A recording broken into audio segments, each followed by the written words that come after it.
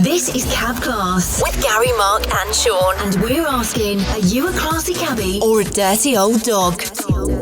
If you think you're a classy cabbie, maybe you have a story to tell, and you don't mind us digging out your past, then get in touch by emailing us at newcabclass@gmail.com. Gotta love it. That's Cab Class with Gary, Mark and Sean.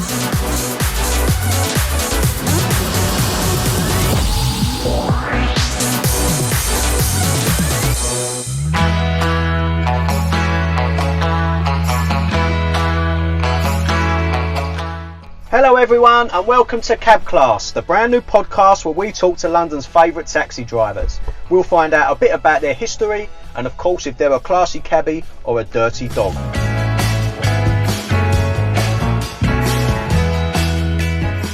Thanks everyone for listening. We appreciate every single listener.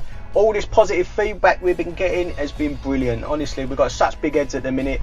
We're so chuffed with the way things are going. We're getting more and more people listening to the show. We get more and more messages telling how much they enjoy it. Thank you so much. Don't forget to subscribe to London Taxi Radio's YouTube channel. Also, I wanted to point out, if you are driving along and you wanted to listen as you're working or whatever, you can listen to it via London Taxi Radio's website. You can go onto the Twitter feed, click on that, it will take you straight to it. That way you can work and listen at the same time. Right, that's enough of that. My name's Gary, I'm one of your hosts. Alongside me, the man who laughs at his own jokes, the Silver Fox, my mucker, Chelsea Mark. How are you, mate? I'm well, mate, thank you. You laugh at my own jokes. I didn't know I was even saying any jokes. Oh, no, well, yeah. It's been picked up. Yeah, thanks for that, mate. Noted. No, but what a joke. How are you, son? I'm not too bad, not too bad. Now, I've took you a bit out of your comfort zone this week. You Episode have. 7.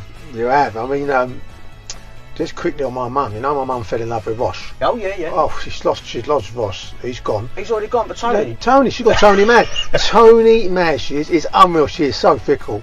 And yeah, she knows what's going on about him. Yeah. She watched it again the other night, the 7 series. So poor. I don't know what's happening to Ross. I'm so sorry, mate. I didn't realise how big the Up series was. Massive. It was enormous. Absolute global, yeah. But now I'm out of my comfort zone. You are out of your comfort zone. You've got a guess now that it could be my son. Yeah. I can't. Please don't be dropping all that back in my day. This, things ain't the same as they used to be. Yeah. Don't embarrass me. I watched it on Betamax. I know what you're going to say. Yeah, all that sort of stuff. Yeah. No, but no. I listen to Kiss FM all the way up here, so I'm pretty genned up there. If he wants to go down that road, LBC took a back seat today. Yeah. Right. I mean, I'm sorry to what's his name, James O'Brien, but I've gone Kiss FM. Yeah. It's ringing in my ear. Listen to that Dizzy bloke, Dizzy Gillespie. Yeah. I listen to that. So yeah, I'm ready to go. I'm good to go. Oh, blinded. Right, let's talk to our other mate. The first spoke. Man. The man who's about a bit more than us. He's got a bit more about us.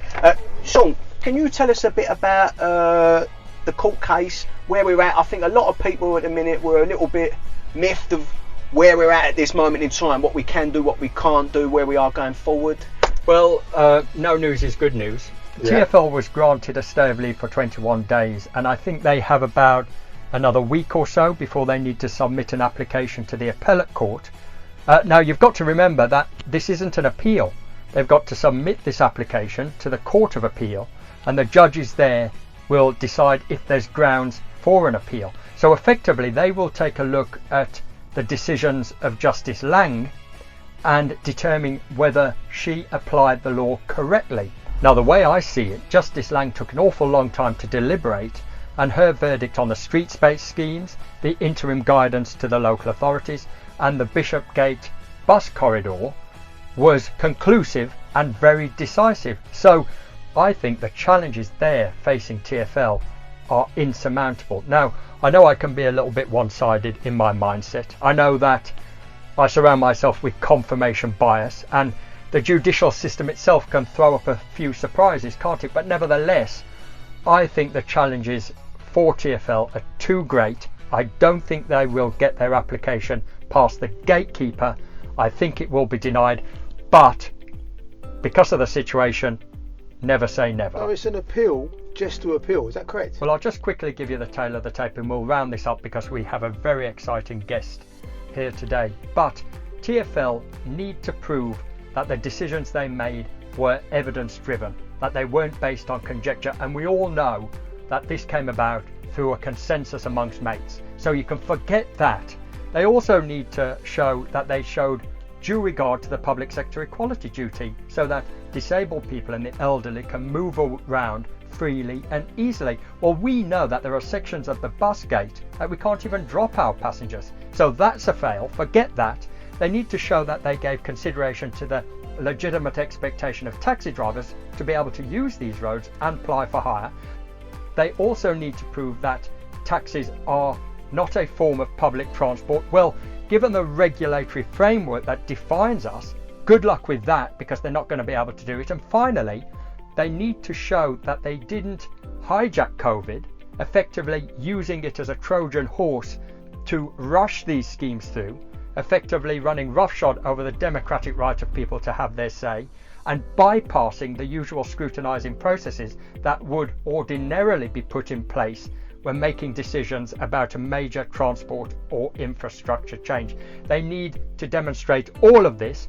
I don't think they will be able to do it. I think their application will be refused, but the caveat to that is never say never. Well said, mate. Yeah, very well said, Sean. Cab Class with Gary, Mark and Sean. It's a little bit of this and a little bit of that.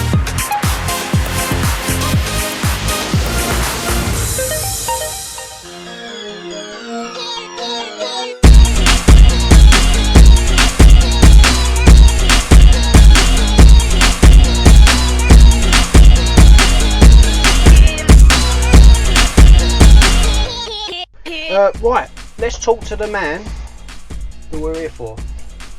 He's been a cab driver for 5 years, all London green badge. He's the man behind the camera in the grime scene. He's also the brains behind shows such as Grime Gran and The Bearded Gooner.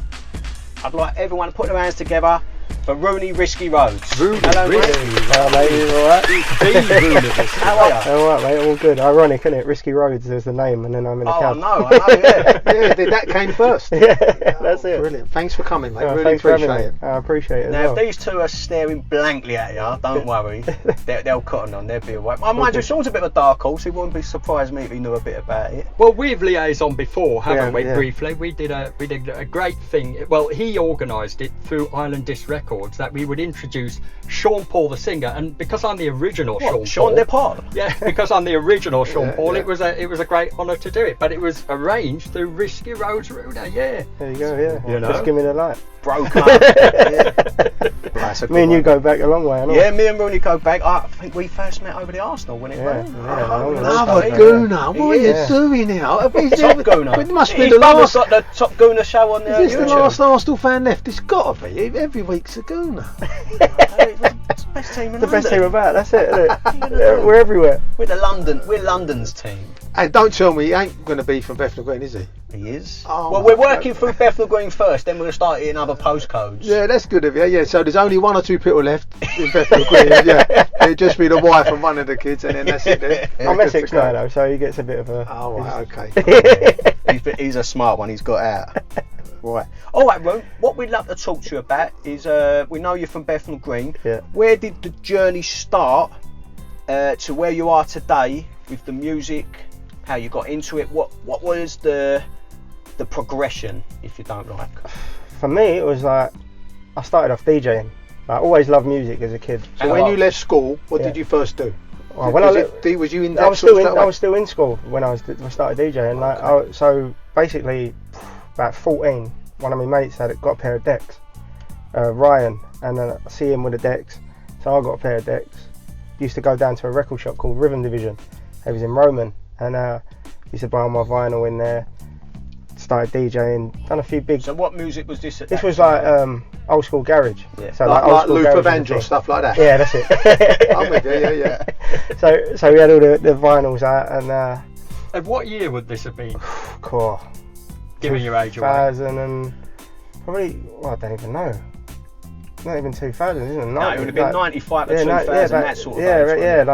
In the late 90s. And you even got gigs that young. You was getting. I started there was a lot of bedroom DJs. That's it. At Loads that of time. and pirate radio sets and Yeah. things like that. Yeah.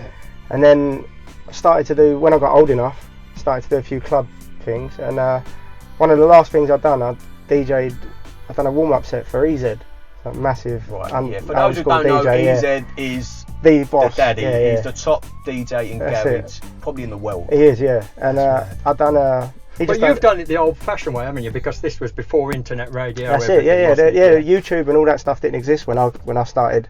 Even when I done the filming and the DVD side of things, there was no YouTube, so it was all like physical analog. copies. That's it. Yeah. That's probably giving you a good grounding though to do it from the scratch almost. Yeah, definitely, because you had to build. You had to build the brand basically. Yeah. So it was a weird one because the DJing, my name, my initials are RSK, so that was where the risky come from. It's like, so that's what that is. And then so the DJing, I've done the EZ set, and after that I was like, I'm not going to get any bigger in like DJing. Made a load of contacts through the record shop. Right. And so you worked in the record shop? Yeah. Like well, basically at the time when I was DJing, I never. Was this a school job or just? It was a Saturday job for a little while, and then I started college. And then it become a bit more, like they had more hours and I was in there a bit more. For anyone who don't know, Rhythm Division was the spot. It was like the home. The holy grail of garage and grime. Garage and grime music back in the day. Anyone who was anyone went to Rhythm Division. I remember that being a point on the knowledge when I'd done it in the sort of 2000. The owner of it, Mark, he's a cabbie now as well. Oh, is he really? Yeah. We should have got him on. Yeah, I'll look it up for you. He was doing the knowledge at the time when I was filming. Oh, fantastic. So like he used to leave us the shop, with my mate managed it, and he used to go out and do the runs. Is it still there? No, it's a coffee shop now. Yeah, obviously. I turned it into Rhythm Division a couple of years ago again for one night only. Like, I done a documentary for Channel 4, and we brought back all the boys, took all the tables out of the coffee shop, brought some decks back in there, and done like a. Can we find that on YouTube? Yeah, it's on 4OD. Called Pirate Mentality, and we turned the coffee shop into Rhythm Division for one last night. All these vinyl shops have become coffee shops, haven't they? Really? Yeah. None of them last. Every pub's a coffee shop now. Yeah. But I want to go back. So you're a bedroom DJ. Yeah. Sort of mid to late 90s. Yeah. You started up with pirate radio. What was the pirate radio scene like back then? Because it was all underground. It was all illegal. Yeah. It was just like you could rock up to someone's kitchen. Yeah, what station did you use to do? I can't even remember the name of it now. I just went used to go out there with a couple of different mates. Much, it was in like Tottenham. Yeah. And you used to go up to Tottenham. How illegal was it? I mean, was it? Proper. I mean, as in you could have everything confiscated. It could have been a long. If someone used to go in there, like if you was in pirate radio and they like DTI it was at the time. If they shut it down, then and they caught you, you could get. Like all your records took, whatever it was, like they'd shut the and also it was a very edgy thing, wasn't it? I used to go there with people I knew, and there was a real atmosphere. A lot of the stations didn't like each other. There was a bit of warring, bit of competition, and they was always in some dumper state as well. You weren't going to nice places to these. Yeah, no, you very rarely got a nice place that had where the decks was or whatever, but. A few of my mates now, they've turned their pirate radios legal. Yeah, you know Kiss FM started as pirate. That's it, yeah. So it's like... I heard down them out. Yeah. But nowadays you ain't got to worry about that. Internet radio's there. Same way with me when I started off filming and that transition, it was all physical, and then YouTube come about. Yeah. So it kind of killed a business model. So you have to evolve and change. Absolutely. And that's how I started doing music videos from what I was doing, a documentary DVD kind of thing. Right, we'll get to that. So now you're doing your bit of, you're getting a bit of club work, you're doing alright, you're getting a bit of a name for yourself, you're working in Rhythm Division, so you're well in the scene. Yeah. So how did your progression happen from that point onwards? So there was a couple of other little DVDs, and I used to watch like the American DVDs. Yeah. And hip hop in there. Yeah. There was one called Smack DVD, so it was like interviewing all the rappers, and I started uni, went to London Met, and one of the teachers in there mentioned a program called Premiere. They said video editing software, so I was like, alright. Managed to get hold of Premiere. My mate at the record shop, he knew a load of the artists because he'd been managing it for a long time. I said to him, we should do a DVD. He's like, I ain't got a clue. I said, I'll learn it, don't worry about that. So I'm quite good. If I want to do something, I'll find out and make it work. And I said to me, Nan, can you lend me the money for a camera?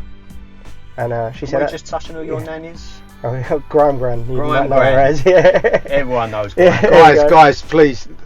Get involved with Grime Gran. This is different class. Thank you very much. Yeah, we'll put the details up there because it really is worth it. Thank you very much. She's outstanding. I appreciate that. She like that and all. It's a true story. Hello, Margie. Stop swearing. Well, we'll come back to that. Should take your We need to talk about that.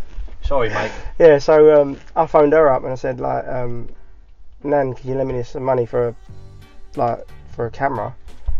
Because my mum had just bought me a computer and I thought I can't ask me mum again. Yeah. So she said, yeah, how much is it? So I said, it's about 200 quid. She said, oh, it can't be much cop if it's 200 quid. I'll lend you 300. Get one that's a bit better. Wow. And that was it really. My mate phoned up a couple of the artists and we started from there. But so how did you get to know the artists? Some was from the shop, some was I'd known them from just around. A lot of them come from Rainbow area. Yeah, that's it, yeah. And then while you was filming, you got more and more, so the phone would start ringing more and more, and eventually you'd have like Mike Skinner ring me up. Wow, from the streets? Or like Tim Westwood would ring me up and say, and it was like, these are like the biggest names in in the business. So it started to really like make an impact. So at this time, was it still garage, or was it more? When I first started filming, it still had the name Garage. The name Grime hadn't come around yet. Yeah. That come probably towards the end of the first DVD I put out. So what? So that was about 2005, I reckon. Okay, yeah. There was a journalist, Chantel Fiddy, and I think she coined the name Grime first. She like. Can you tell us a bit of, an idiot's version? What is grime? What's the difference between say grime and drill and into it? Yeah, the progression from start to. So it was like, obviously at the beginning you'd have had your reggae, then it went to drum and bass, jungle, and that become garage. It evolved. Become so grime. Garage was more. So garage was like the kind of like the very party vibes, happy music. Yeah, happy music. Lots of girls, lots of That's boys. It. And the host, the MCs was more hosts. Yeah. Rather than lyrics. And then the younger wave of it, like the MCs started to come through, and they wanted a bit more space on the tune, so they didn't want as many vocals because they wanted to rap more. And then when the music become a bit darker. So then the DJs and the MCs of garage didn't really want us lot in them raves because it was like the music would change, the whole vibe would change, and loads of rapping. Yeah. So then we kind of created our own scene. That's when I sort of said, because I used to love garage. Yeah. And everyone our age did. Yeah. Still now, in the summer, it's the best music you can drive about to. It was our culture, our time. That's it. But I noticed the change in the club scene. It would become, if I'm honest, a bit of a sausage fest. It would just be all blokes, and it would be very aggressive. Sausage. Yeah, it'd be very aggressive, quite. It was just young, like it was like the music. It was a voice for like the young people. Like you wanted to rap more, so and you got all these stuff going on in your life. I'm going to put it on a tune, but you couldn't do that on a happy garage tune. It so wasn't the music aggressive had to at the clubs I went to. Yeah. No, we and Sean are the same age. I'm growing up with people taking ease at parties. Well, they went hand in hand. No one's ever had a fight in their life on an E. You just love everyone, didn't you? Just not possible. But that was more the garage scene. Yeah. But I'm going about illegal raves. You remember when you go late? There'd be no real mobile phones then. There'd be an address of a warehouse and you'd somewhere. have to find it. You'd have to go around the M25 trying to find these illegal raves. Fantastic. Yeah. Well, to find a grime one, you just follow the police cars. And no one would drink there. No one would drink. No. They'd be out in that on E, and they'd turn the taps off in the toilets because otherwise everyone's just filling out a bottle with water. That's right. But you'd think that was what life was all about. This is it, yeah. Well, no, at times but what grime did do though, it gave like a voice to the streets, but also it gave all of us, like me myself, like a career path. And off the back of grime, this music that was there, you had DJs, MCs, producers. Yeah. Then you had me with a camera, my mate with a camera. Then you had like graphic designers who designed the CDs. Then you had the people at the pressing plants who make and it just was a whole business infrastructure. Yeah, you don't think of it like that sometimes. And it just created so many jobs, so many opportunities, so many things, and so many things that everyone's kind of thankful for. Because without grime, none of us would be where we are, and the music scene of today would be completely different. These lads who you've worked with are now big stars. Yeah. You're talking Kano, Skepta, Wiley. These are big selling artists, and I think the grime scene has changed London. Yeah, well, even the way kids talk, the way the kids dress. Definitely, and even down to like how it's touched the world. Like I get people send me stuff from all different countries, Japan, Kazakhstan, they've all Russia. So it's 100% a London thing. Yeah, yeah. It started in Bow. Started in Bow. Yeah, I can say that. Like some people say it started, but for me, it started in Bow. Yeah. And that was like Wiley, like Genius, Pay As You Go. That kind of helped push to where it is. And now, like, I got friends with like massive artists, like global scale artists, from the back of my work that I've done years ago. So like a couple of years ago, I was in my cab, funny enough, I'm on Haymarket, and I used to, when I first got out, you know when you're nervous, I used to find, you know, the Haymarket on the left, the rank at the bottom, I used to pull on there, no, like the theatre rank really, but I always used to get blinding jobs when I first come out, so I pulled on there one day, and I've opened up my Instagram, and I've got like 500 new followers. I was on the phone to the boys, my Instagram's going mad. I had a look through, Drake started following me. No, what? Yeah, like Drake, yeah. Hip-hop Drake. And so I messaged him, we're having a conversation, knew all what I'd done. And later that year, me and the boys decided, because that was like the first year I got out, we're going to go to Miami to celebrate passing out. So we all booked holidays to go to Miami. A couple of them booked like last minute, as you know, like with a cab, the freedom of it. Oh yeah, I'm coming. Booked it in the morning, flew out. Got out there, and Drake was like, I'm over here. We linked up in Miami, give us all tickets to his concert, brilliant. Everything. Like, I still talk to him to this day. Top 10 biggest artists in the world. Yeah, still talk to him to this day. Really? Like, yeah, and that has its very specific sound as well, doesn't it? Yeah. Miami. Yeah, definitely. Yeah, it's got a whole. Dizzy Rascal was really influenced by the Miami sound. Oh right. Yeah. So he kind of brought that into his music, and the American drill kind of helped progress grime into the drill of what is today. drill music? Just a different kind of beat pattern, different flows, different. It's just an evolution of what grime would a layman know the difference? That's a good question. Probably. You could hear it in the vocal style of like, it's got a very kind of structured way of attacking it, and the BPM's slightly different, but that's more technical side of everything. But again, it's like it's kind of got hit with a stigma of bad things like grime in the early days. Yeah. But it does. It's got that stigma of being aggressive, quite narcissistic. Yeah, but it's one of them things of you got to see the positives in it at the moment, because that's the kids' voices at the moment. Yeah. What's going on in the world at the moment. But it also, if they're in the studio making that music, they're off the street. Yes. So there's like positives and bad, like there's goods and bad in all of it. Similar to a boxing gym. Exactly. You're teaching them how to fight, but you're also teaching them. Yeah. Exactly. So like there's that kind of level of it where we're shutting this down. Well, there'll be another thing. They'll just like it'll just move and become something else, you know. Like so you got to kind of like the same way grime evolved, and people get older and you realise, you know what, there's another way to make money, because I'm seeing it now. Yeah. A lot of them kids. Did now, you ever rap yourself or not? No. Always been the cameraman. Always been the camera. Yeah. And then now evolved. I've took Risky Roadz from just doing like the music videos and internet content stuff to doing more TV work. So I've turned it into a production company.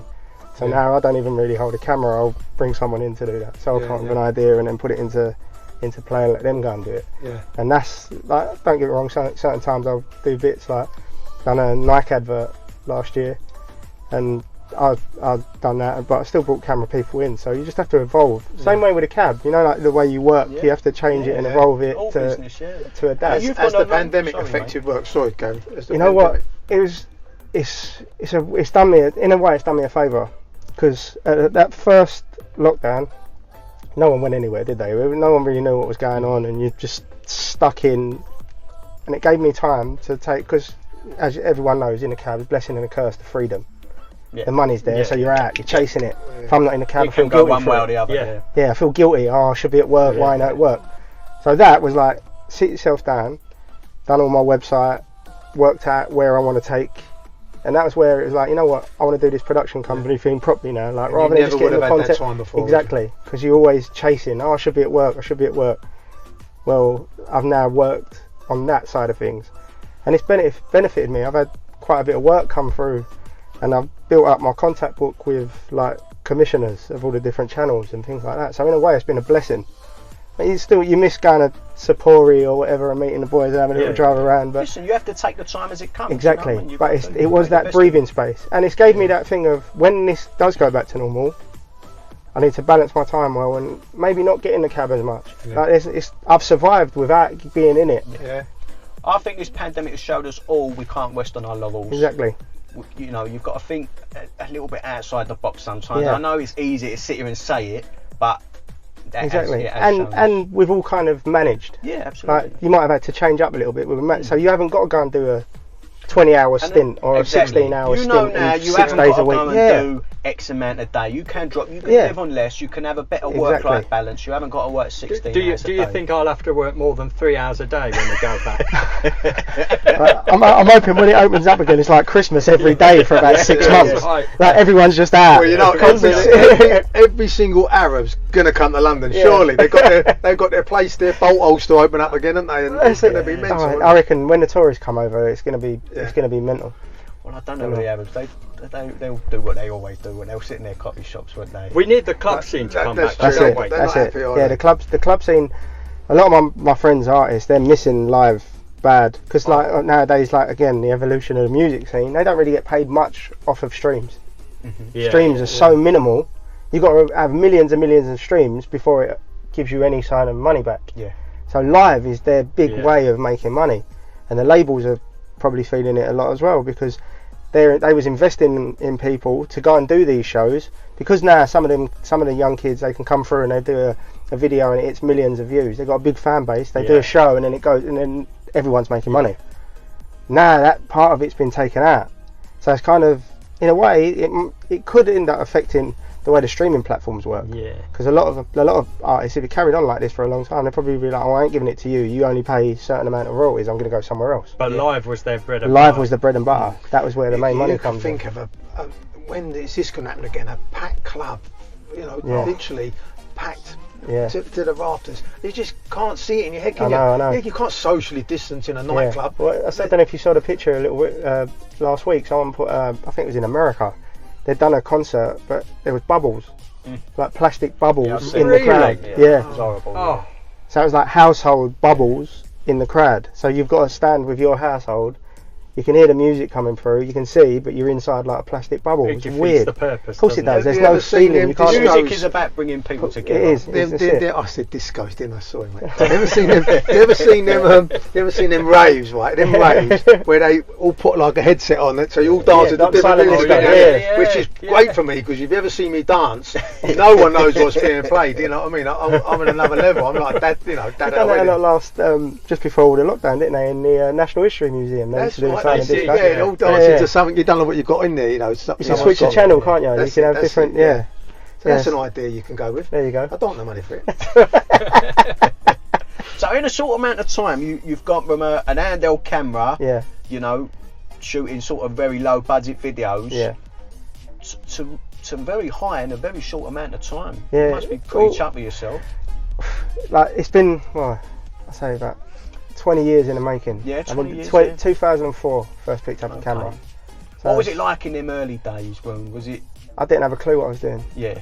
I was like a fan, so I'm out there filming because this is what I want to do. I was going places I probably should never have gone, and I started to build the relationships, and you get the respect. So because I've been out there and gone to someone's area. You're almost doing it for nothing. Just going in. Yeah, exactly. It was just to promote them, really. I was reading up a great piece where you had to go up to Edmonton. Yeah. And you was walking through this estate to do a video. Yeah. And it must have been pretty intimidating. You're looking at all these heads. I was on my own. Yeah. So this was the second DVD. So after the back of the first DVD, I bought a better camera.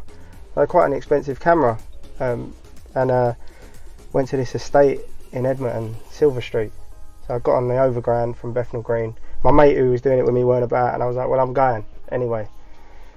Went up there and was going to shoot a video. And I was going to film an interview for the new DVD, and got there. There's like just groups of people at the front, like dogs, everything. I was like, oh shit.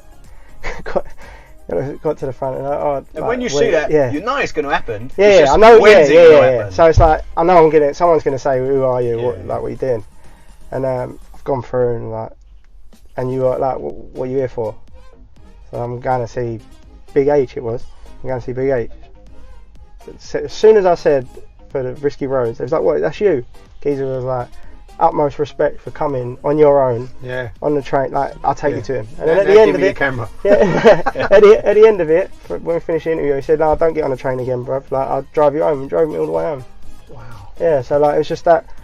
that you whole could have like, easily not done that, couldn't you? yeah. Like if I could, well, no, I ain't going to do that and walk home. Then, but it was that mutual respect of I don't want nothing from them, they don't want nothing from me. We're just going there to help everyone elevate this thing that we love. And it got to the point then I said, nah, it's worldwide. But off the back of them little DVDs, there was only a few of us filming at the time as well.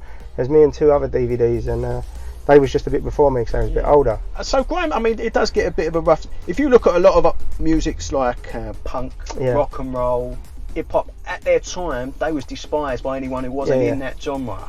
Grime's got that similar thing. Yeah. Where do you think it goes from it? Obviously, it's a massive, it's a big music industry now. It's pretty international. What do you think it's going to evolve into? Well, I think now the stigmas of what grime was before is kind of gone, because a lot of us now, we're all older.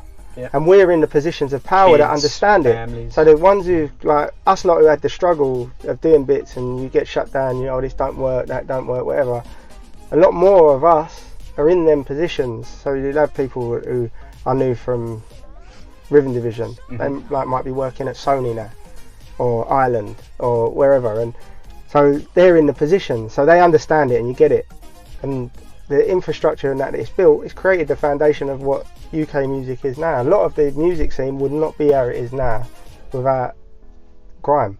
And who's the biggest selling? Got Stormzy, probably one of the biggest selling Stormzy, artists. Skep, they're like massive, and huge. Like I think I see a stat the other day that the UK is the 10th most listened to. It was 10% of all of Spotify streams come from the UK music. That's massive. That's huge, isn't it? Really, that's a massive amount. And that is because of, not because of grime. There's other stuff, but a big part is the kids getting into either the drill, the rap, but it's all stemmed from grime. The only thing is it can't get more aggressive. Is it going to go the other way? To be honest, it was just going to get to a point where everyone's just like you just make music. Like it's starting to get like the choruses come through. People start like as soon as you grow old, it's like anything. Yeah. And you might be a stroppy teenager at one point, and then you grow up and you think, oh, you know what? No, it wasn't that bad. So music changes. So a lot of these kids now, they're making these tunes. They might only be 15, and they've got and then they'll get a deal slapped on their like, do you know what I mean? And I was listening to a great Dizzy Rascal interview he'd done, and they said, well, your music ain't like it used to be. He said, but person. I'm not like I used to be. I've got a few quid now. Yeah. I'm living well. What the you want me to different. say? I don't like these. That's it. The hunger's different. Yeah. And that's like anything. And even with myself, like I said, I started filming it for the love of it, and then you put it out there, and like YouTube come around, you've had to change. So I started to do the music videos, and then the music videos, like I don't want to keep doing the music videos all the time. I don't want to have to do videos I don't want to do. I've done the knowledge to go alongside it, so I can boost up. So I know I've got money regardless. And then that give me the time to create other bits and pieces. So like the series with my nan, and then pitching shows to TV and getting commissions, and building up my phone book with the commissioners in all the different channels. And I pitch ideas all the time that some of them you wouldn't even expect to come out of me. Like people sometimes you can get pigeonholed like anything. Yeah. Like even like driving a cab, everyone thinks, oh, you don't know nothing about technology because you're a cab driver. Well, that's part of why we've done it. It's just to show the broader horizon of cab drivers. We're all different. You know what I mean? Everyone knows a bit of everything and whatever. And this is the evolution we do this of it. to demonstrate that not all cab drivers swear. Yeah. You know what I mean? That's why we do this podcast. We get rid of all the stereotypes of cab drivers. This is our 7th hour of these, and there's not been a swear word yet. How good's that? There you go. Not bad, is it? Do you know how hard it is for me not to swear? I know. Now you brought it up. I know, I'm thinking about it as well. They don't even realise I've had to edit the swear word. No, we don't. I know about that one when I do my brother's podcast as well. Right, so Roon, where does the knowledge come into your life? Yeah. You're doing, I imagine at the time, things are happening, you're making moves. Well, there was a time when grime went a bit quiet. They started to make more of the commercial music. Which on Sunday mornings? No, it's Monday mornings, isn't it? That's it. Yeah. So it started to go a bit quiet, and the music had changed, and everyone had kind of took a break for a minute. There was a place like Birmingham was still doing it. I'll come to that in a little while, but it was a time when it was like I was doing the music videos and YouTube's flying, and I was like, I'm not going to compete with the YouTube channels now because I don't really want to do that channel side of it. There's more to me than just doing them sort of things all the time. Okay. And I wanted to expand myself, so I was like, I still need to earn some sort of money, and I need something that's flexible. I'd done some TV work. I'd worked as an editor in a television company as well, and that 9 to 5 structure was hard because someone might ring you up to do something, and I can't just leave a job to go and do it. Yeah. I was like, you know what, I'm going to do the knowledge. Like, loads of uncles, my stepdad, they're all cab drivers. Going to do it, and didn't really know what I was letting myself in for at first. Yeah. Did you find it hard? Silly I question. didn't like the knowledge. No. And you know what? Before I'd done my first run, I'd never been on a moped. Yeah. I never liked bikes or anything like that. So same as me. Do you mean you hadn't ridden a moped that wasn't someone else's? Yeah, no, I just never been on a moped. Just never been on a moped. I just didn't like them. Have you been on one since? Because I haven't. No. When I I passed the never will again. knowledge, Put me off. that was it. Yeah. That's me done. Yeah, same. Never I've gone done it for back. that, and thank God, touch wood, I never had any issues. Yeah.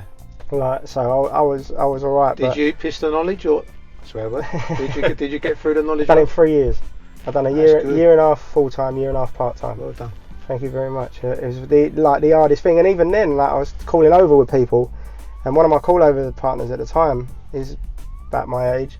I had my phone. I never forget. Like, I had my phone. I was calling Sheet, and Kano was ringing me to do a music video. You know. So it's come up Kano, and I see him look. What, the one who plays for Spurs?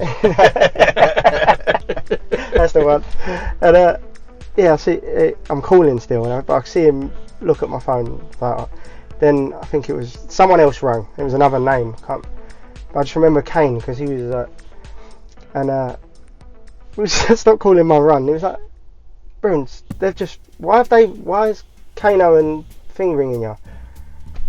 I was like, "Oh, did a bit of filming as well as where it's come out, and they knew all the stuff I'd done before. I had a copy of the DVD, and then everyone started to know then in the knowledge school that I'd done this other kind of thing, and it was." So it was like you did the kids' birthday parties and all and that. even in an exam, I had Swires. Yeah. So I had Mr. Swires one day, and he said, "Mr. Keith, sit down." He said, "Friends with Wiley, Dizzy Rascal, and Kano, are we, sir?" And that blew my mind. Completely blew my mind. And I was like, "That's brilliant." Yeah.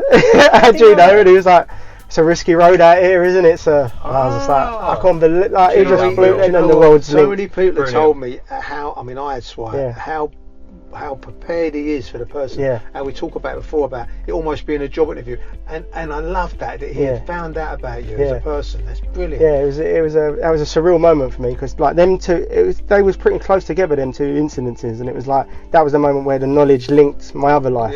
Before that, they was very separate. So you must have had gunning at some stage because this guy's he's had a bit of a bad time of it. I had him for my first appearance. Right. He scored me. Wow. What? Yeah, I know. Yeah, I managed to score with him. My very, very first appearance. Then it went downhill. I'm glad we got a bit of positivity with him. You know what? He would have took an injunction out. Yeah, I want to pass it. I probably wouldn't be a cab driver now if it wasn't for gunning. Wow, that's good to hear. There was. In what way? So I had this appearance with him and I scored. Found out later that's gunning. Everyone was like, "Oh, how'd you score?" Whatever. And I was just doing it me and my mate at the time, so I wasn't going to the school, so I didn't really know who was who, and had a couple of more appearances, didn't score them, and then I had him again. So I've gone in there and he said, "You ain't scored today." He said, "You scored with me first of all, what's happened?" So I said, "Oh, I'm just calling with my mate." He said, "I don't think your mate's good enough for you.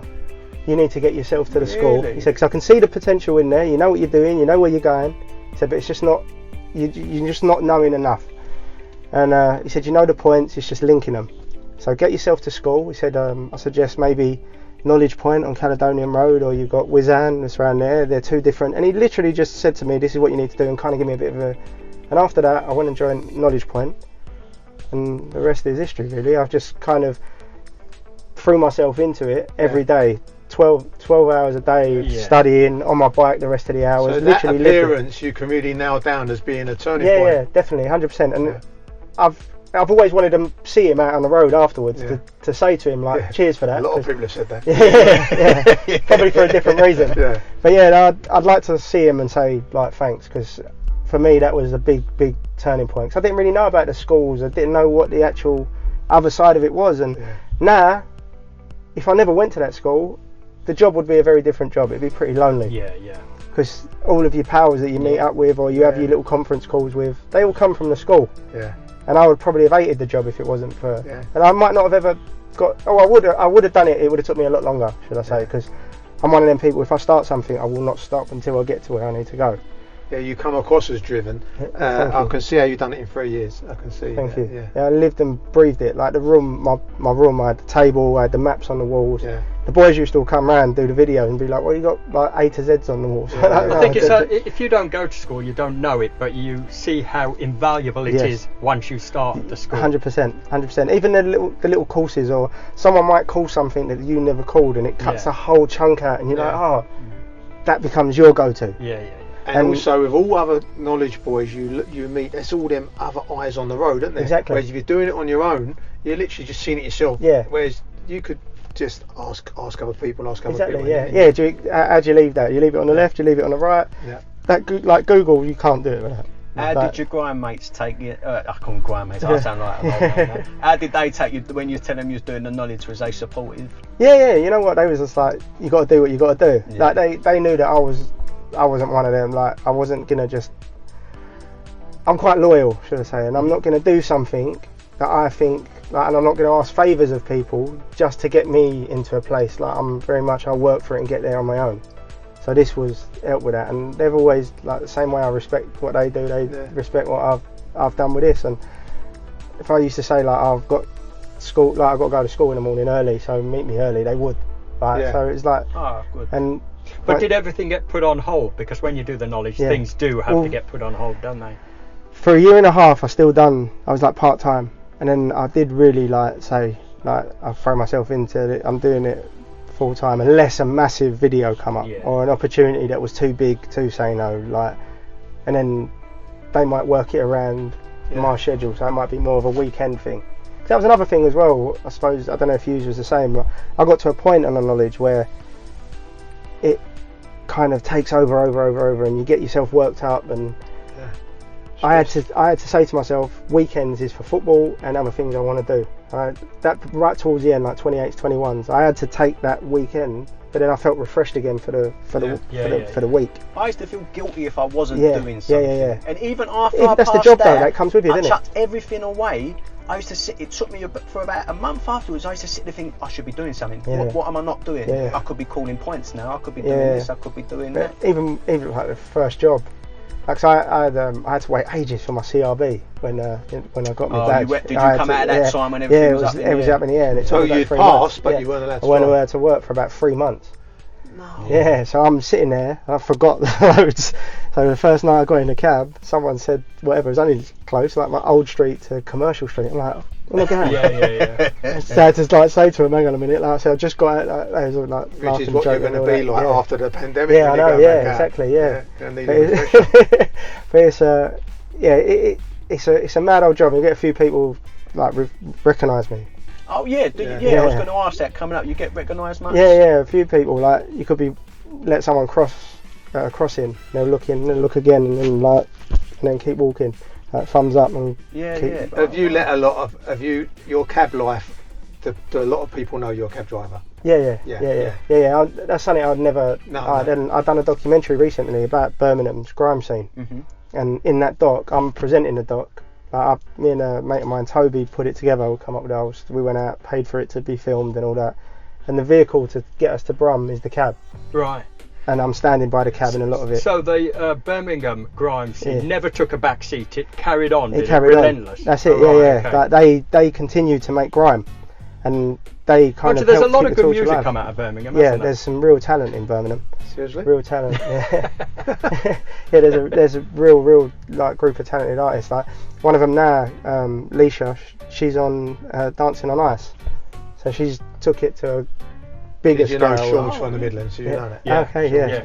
I think Duran Duran was the first group I saw. Yeah. It was either that or Dead or Alive, one or the other. They were grime, were they? Duran. That's it. I love it in Birmingham. I've got a real soft spot for Birmingham. Yeah. Like, and my cab done some miles. I had a funny story once as well. I'll tell you it now. So I had a job up to Birmingham. Got to Birmingham and. An actually job. Right, okay. And howled off the street to Birmingham? It was a pre-book. Yeah. And gone to Brum, and one of my mates was doing a music video. So mate JK is doing a music video with another rapper called H. H is massive now, and so is JK. And they was doing this tune called On the Way Home, and in the chorus it says about I'm in a black cab.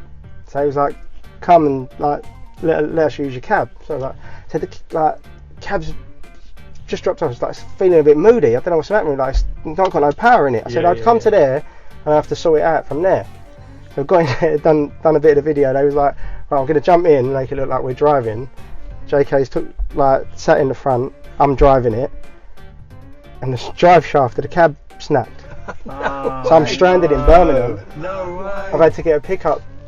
Like, I phoned me garage. My garage is sorted for the one of the men was fuming. When he got up there, he was like, I'm supposed to finish at 7. I'm not going to get home till 8. So I'll give him a few quid to say thanks for coming to get me.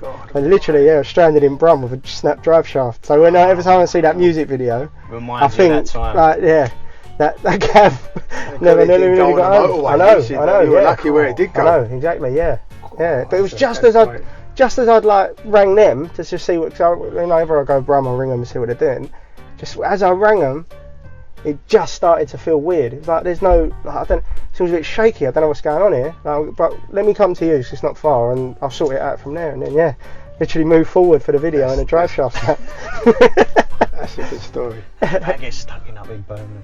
All right, how does I bet your nan's please as puncher a cabbie and see? Yeah, she says it's like she feels like the Queen sitting in the back. So I take her and my mum shopping, because neither of them drive. So I take them shopping. Oh, you like me? One cab for the whole family. That's it. Yeah. She reminds me of my nan. She's no longer with us. But when I done the knowledge, I live in Surrey, and my nan lived in Clapham. So my bike was always in her place. So she really, my whole knowledge life was based around my nan, who knew nothing about London except the Wharf Road where she was from. So every time she'd go, where you been today, son? And I'd always say the Wharf Road, because just so she could talk about, I love East Lane, Arments. But surely in her head she's thinking, he's never going to get out.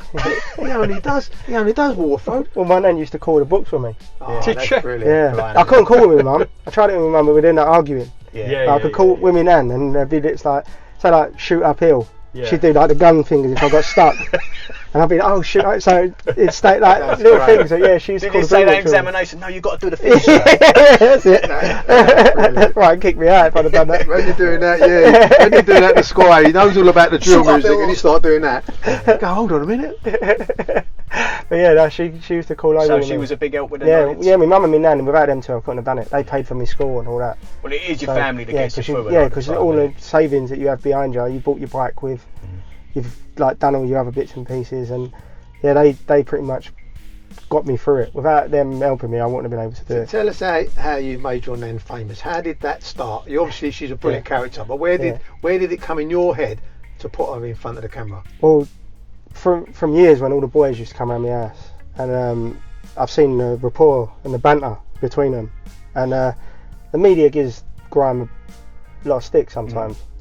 And I just had this idea of, if you've got an 80-year-old lady and a rapper sat next to each other, all the stigmas and misconceptions are gone, and she's got the banter to hold it up. They all know her, and I've been trying to get her before she was 80. I've been trying to get her to do it for years, and she wouldn't do it. And then finally she caved, and now she loves it. But I've just seen over the years, like, some of them come round, and like say Skepta come round and was doing a video for him, and she said, Skep, do you want a cup of tea, boy?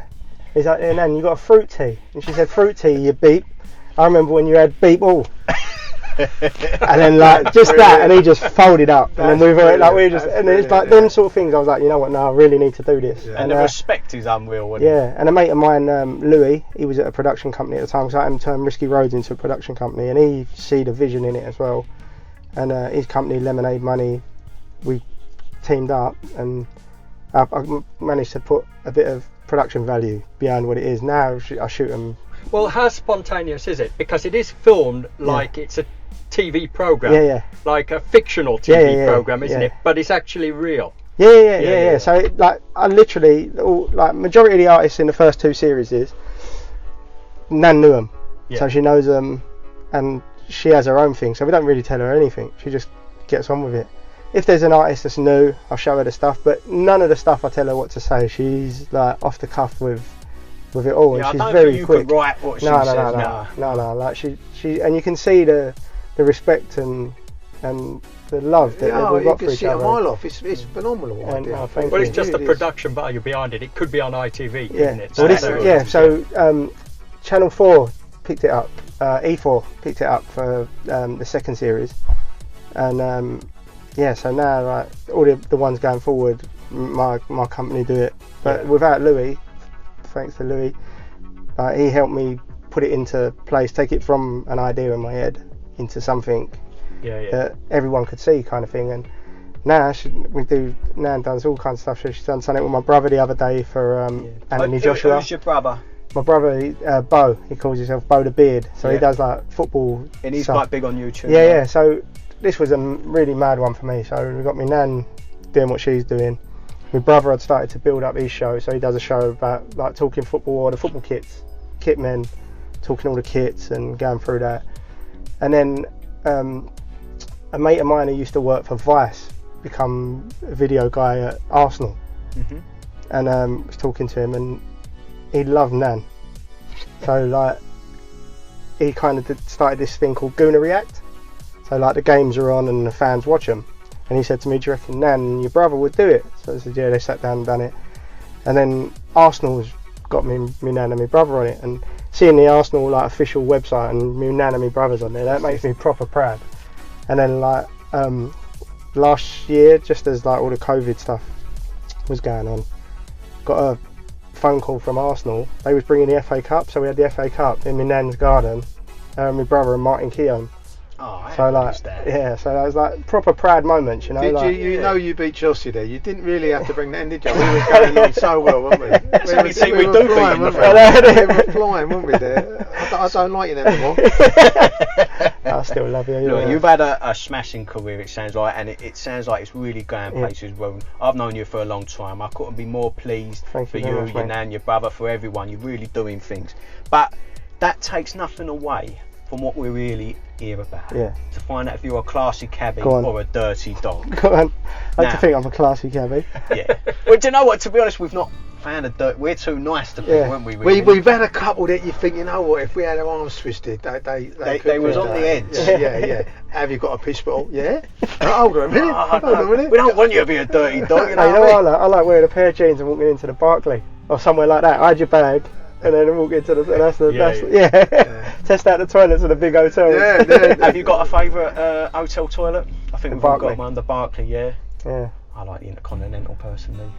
Well, you talk about the Four Seasons, the one obviously. Sorry, that good.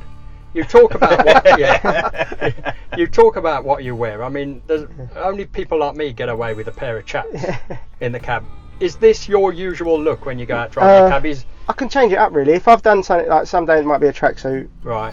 But majority of the time I wear jeans and a polo top. Jeans are like mainly a body warmer and like roll neck, something like that. Oh yeah, what the cabbie uniform? Yeah, that's it. The old body warmer. Polo, that's it. There you go. That's and the little Louis Vuitton or Mulberry wash bag for the gear in it, and then walk in there. I ain't got Louis Vuitton. He's mentioned his bag twice now. He's definitely gone up a level. That's camera money. Of course it is. Yeah. All right, let's ask him. We're going to ask you a few questions. We'd like you to answer them openly and honestly, and we'll get through it. Right. You've got a passenger. Do you talk on the phone while you've got a passenger on board? If the passenger, I'll speak to the first is, hello mate, you alright? If you can see they don't want to talk to you. He's not a sir, he's a mate. Yeah. No, I'm a sir or madam. Bring you back. Carry on. That's how I acknowledge it. Some like to be left alone, as you know. Yeah. So if you get that. How much do you give before you give up? I'm not very good at this. I can't. I am quite conscious that people don't always want to talk. You ain't always got to chew everyone's ear off. Is it how's your day? Okay. You get an okay and you think, right. That's it. Yeah, pretty much. That's enough. That's all you need to say. Yeah, you been alright, sir? Yeah, not too bad. Because Mark's like a dog with a bone. He don't let off. I remember. No, seriously. If they start to talk to me, that's their fault. But they set that. That's it. They're in it. They're in my domain. But I once had a lady who turned off the intercom and said, I'm not in the mood. I thought, oh my, where'd you go with that? Yeah, no, you can't go anywhere. I got out. I did a runner from my own cab. I remember I picked up a lady who was a film critic I love films. I thought, brilliant. Yeah. So I said, what's it like being a film critic? And before she spoke to me, she took a big breath, like sigh, as if to say, and then give me this pre-written speech. And I thought, I don't even want to listen. Yeah. There's no passion in what you're saying. Yeah. But All right, here's the question then. Have you ever paid a concierge or a doorman? No, I don't believe in that. that's a good one. Good answer. It's a complete no there, wasn't it? No, I don't believe in that. If you're in a queue, you should be the one at the front gets that. Good. I don't care what I get as long as it's mine. Yeah, exactly. Yeah. Good shout. Do you have stickers on your partition? No. Yeah. Have you ever seen those? The partition. Yeah, you're getting this like an advertising board. Yeah. No feet on the seats, no food and drink, Yeah. cash only. Tell you what, I did have on my old cab when I first got out the preferred route one. Yeah. Oh yeah. Because I was like, That should I get don't out really, rules. because like absolutely. I've just started, I'm having that, and then if ever it's like, well, it does say it there, Yeah, so yeah, that was yeah. no, Like that, it's quite smarmy. Yeah. Well, it's in black and white. If you haven't told me you didn't want to go the long way, But how am I supposed to know? you should have mentioned you didn't want to go the long That's way. it. You know, it's down to you. All right. Talking of Saki remarks, Yeah. you get a poxy little tip. You get Yeah. 20p. Do you give it the old, oh thanks mate, I can pay my mortgage off now? No, sometimes I Or say you just let it go? I'll either let it go, or occasionally if I am, because I don't really keep I'm one of these I don't really keep a load of 20s, so the decimal point I most of the time will say don't worry about that, Yeah. because I don't really keep them, so most of the time I'll be like, that's alright, you ain't got to worry So about that. you there, round it this is- up I'll then? round it up. No, most of I'm the opposite. I'll round it down and do myself out. You're the first cabbie I've ever heard of. Yeah. rounds To round money it down. No, so I'll be like, if it's, I don't know, 24.60, I'll be like, just give me the 24. Really? Yeah, because I Losing a few know. pop there, bro. I know. And then you've wavered your tip as well. Yeah, I know. But then majority of the time it's reverse psychology, because you do get there. You do. No, That's right. I have to tip you. That's so, right. Yeah. that's So right. it does, style. not all the time. You do get the odd one, and you think, all right. Have you ever weed up the back wheel No. of your? No. I didn't even know the question. No, I haven't. I've never had a wee over the back wheel. No. No, just somebody else's. Yeah, back that's wheel. it. Yeah. I think that's legal. Someone once told me, is it at the Vale of A, and you can wee on the back And wheel. the copper And the copper's can out. open his coat. Yeah. That's Yeah. No, I right. don't miss it. I think Oh, he that's a has pregnant to, woman. and the Yeah, copper's Oh, got that, it. no, you've got to be pregnant. That's Yeah. it. Oh, yeah. The copper has to open his jacket Yeah. to give It's, you a bit of it's only my privacy. uncle that opens his coat. That's it. No, I don't think that is legal. That one. No trousers on. Alright, this one's a bit out there, but it makes me laugh, right? So, you know, sometimes you work in an evening, you pick a couple out, Yeah. they've been out on a date, they're getting slightly amorous in Yeah. the back. Have you ever had a look in your Yeah. rear view, they've caught you looking at them, and then you get that awkward moment where you're like, oh no, they think I'm watching them. Like, Have you know you what? had Like, that? I've never done the eye contact thing. But if I feel like they're getting too heavy, I'll go over a speed bump, a little bit higher. That's the. Yeah, but that might help. Then you- When it is a laugh, then they have a little laugh, and then they kind of part I away. am so conscious of that. If I get a couple in the back, we're having a bit of a kiss and a cuddle, I tilt it up. Yeah. Because I'm so conscious that I look in the rear view. And you're gonna catch them. They look in the, and then they catch your eyes. Yeah, no, and thank you're God that ain't happening. No, Yeah, but fair Oh, enough. uh, If they're getting a bit amorous in the Yeah. back of the cab, they don't mind being watched, do No, they, no. really? No, I that's don't true. think they mind that much. I wonder whether the next version of did say to these someone cabs once- you could have a curtain. I did say to someone once, he was probably going for it, and Danny's missus' trade, and I was like, "There's a soul charge in here, so if there's any state, stop straight away." They had a little laugh.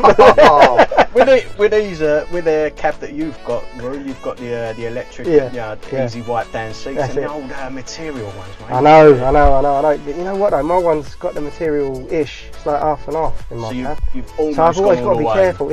Yeah. I got a mate who had a lady who weed herself, and she was all on the back of her dress anyway. Yeah. Long story, she pissed herself. But he carried on working, and he said each fare acted like blotting paper, and eventually by the end of the shift, it was all dry. And he was watching people getting out, looking at their asses, going, "Oh no." One of my mates, I've got a story that's worse than that. One of my pals is actually an MC as well, so he's a grime MC, cabbie as well. There's a can't couple give his full out name. there. No. I'll set you up with everybody one day. Right, nice one. He had a girl get in drunk, she was fine, and he said halfway through, he thought, "What's that smell?" She's gone to the toilet in the back of the cab, What, 2, 1? too. Oh dear. But he said it was literally everywhere. Oh. The ceiling, he said, "I've said to her, you're going to have to pay, because I can't work now. You're like my first job of the night, I can't work now." he's rung the old Bill to come and get her because she's drunk. He can't get in the back. Don't want to get in the back. Yeah. They've turned up. She's rung her sister. Sister's come down, gave him a couple of £100 for his night's work, and said to the sister, "You keep doing this." Oh no! So she's a serial So she's shitter. serial, yeah. No. That's a bit like a dirty protest. How's she getting Shit. I everywhere? don't know. I'll have to set you up with him, and he literally said that they gutted these cabs. They took the thing, burnt the Did seats. he then take put it into them the garage next They- day? and yeah, just they gutted it. Don't want this. Yeah, no, they gutted it. Burned the Took it all out. Yeah, he seats. said it was so bad. Seats. They gutted it. Yeah. Oh, that's dirty. Yeah. So she's out there. She does it regularly. Yeah, so there's regular thing, more yeah. than one cabbie's had this happen. Jesus Christ, that is dreadful. That's like what you said. When you get spooked. Yeah. That's one of them. A spooked, you ever had that? You get spooked when you just can't do another fare, especially if you work nights Yeah. and you just think like you get a drunk after drunk Yeah, after yeah, drunk, yeah. and you're in an area that ain't quite where you want to be, I'm not gonna and you go bother. and you end up turning the light off, and Yeah. you just people looking at you now, and you think I can't do it. You know where I don't kick up? My light goes off in Shoreditch. I'm from Bethnal Green. I'm from There's Zombie Shoreditch. Nope. Triangle. I'm the same. Clapham, Shoreditch, Camden. They're my three areas. Clapham at night time is like Ibiza, and you Yeah. drive up there and they're running at you, and you just Well, Clapham's like the South London Shoreditch. Yeah, that's it. exactly Yeah. right, exactly right. And you've Yeah. got your Camdens. These are sort of like towns inside a town, aren't they? That's it. And then I Mate, think I take can't me to bother. Tulsa. Yeah. You think, I don't know what that is anymore. Yeah, we won't know when we get back to work, will we? Well, there's no way to dirty dog. Look, Roo, we've got to wrap this up, but where can people contact you? My Twitter and Instagram are at Risky Roadz with a Z, so RISKYROADZ. Obviously my nan's stuff and my brother's stuff I'm working on, and I've got a documentary coming soon. It's going out there. I'm just working on the deal for it, or where it's going to go now. But hopefully that'll be somewhere. Well, keep there us too. informed. Yeah. We'll post it out Thank for you very everyone. much. Listen, it's been an absolute pleasure. Thanks for having me. mate. Really Thank enjoyed you. it. Oh, mate, quality. Well done, Thank you mate. very much. Make sure your mum likes me. Oh, well, yeah, New you can be favourite. the That's new it. one. There you go, that's Well it. done.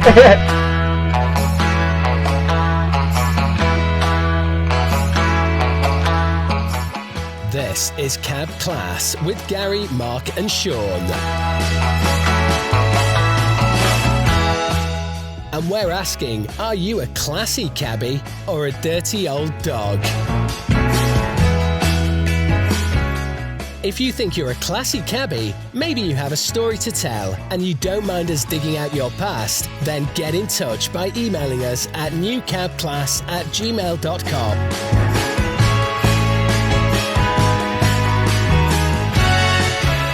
Gotta love it. That's Cab Class with Gary, Mark and Sean.